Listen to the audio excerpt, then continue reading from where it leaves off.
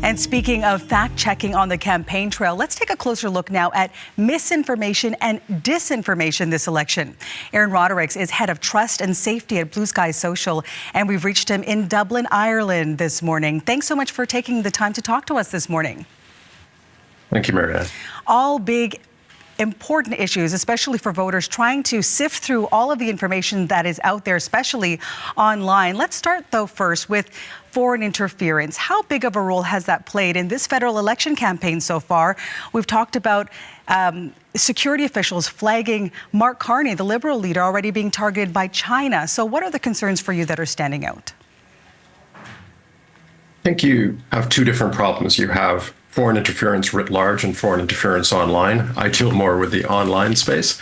So generally speaking, foreign interference has always been a concern.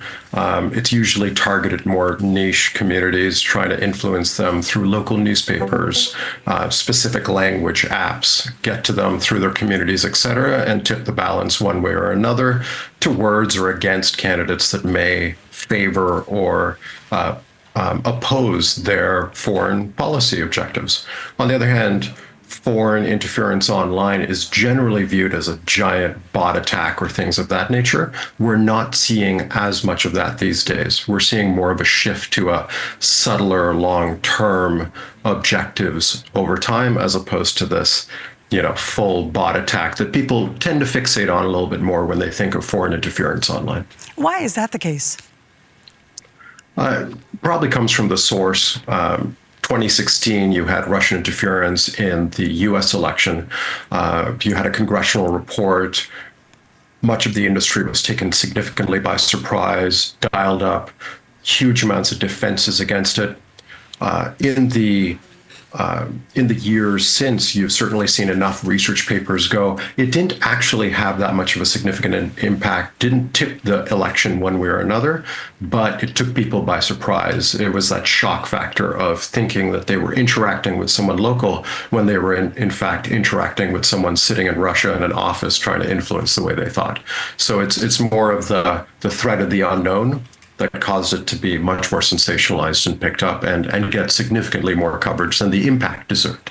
Mm-hmm. Let's talk more about what you've noticed so far as what's out there online and how it's potentially shaping the federal election campaign here in Canada. Are there any themes that you're noticing when it comes to that misinformation and the disinformation that's spreading there on social media? As I said, generally speaking, it's less about massive levels of foreign interference from different countries. Usually they're targeted at their primary objectives. They're focused on specific environments like the U.S., especially with foreign aid being discussed, as in the debates last night. But foreign aid in the U.S., when you're thinking about getting out of Russia, et cetera, has a massive impact. So you'll get targeting towards those type of topics and adversaries in the foreign space, particularly from Russia. When it comes to the Canadian election, there's less of this direct interference. What you're seeing, though, is more of, from my perspective, most of the disinformation, misinformation is all local. And I think most of the research shows this. The vast majority is, Canadians consuming Canadian or American content in most cases that leads them off the most factual sources. And I think that is on the rise over each election that I have monitored in Canada, because you've seen a breakdown in institutions and trust, and that as it continues to accelerate, people continue to consume more varied and less reliable resources.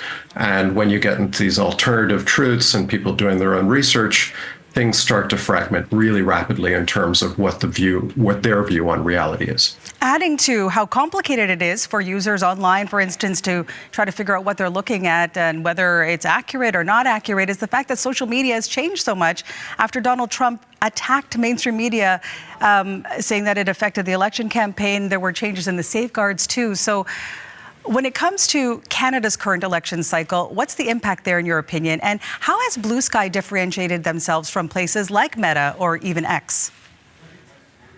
Fair question. I think you've seen this shift in populist approach to trying to get different perspectives and undermine narratives that attack the populism. So a lot of that has been focused on the fake news media is unreliable, listen to me and listen to my voices instead.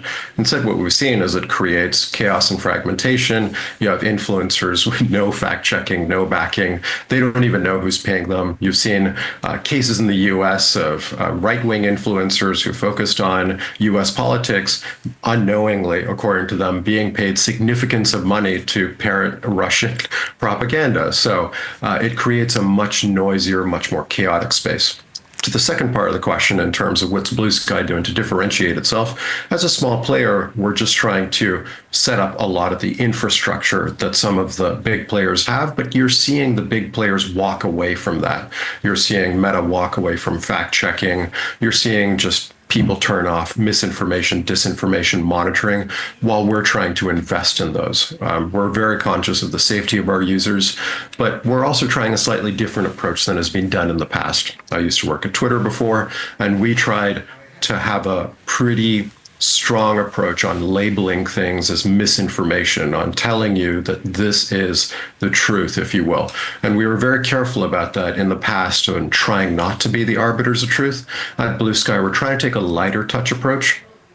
In that sometimes we tell you it's a rumor, sometimes we tell you it's misinfo, but we leave it up to you. You can turn those labels off, because we found that sometimes if you come in too strong, and this happened in the US, you end up with a backlash effect, and people actually double down and believe the beliefs that they held before when seeing a fact check that counters their own identity or focused beliefs. So we're trying to give people the nudge, but without forcing them or telling them, because otherwise you get that response from people that says, well, no, you're wrong. I don't trust you. I believe that even more. And that's what we're trying to avoid.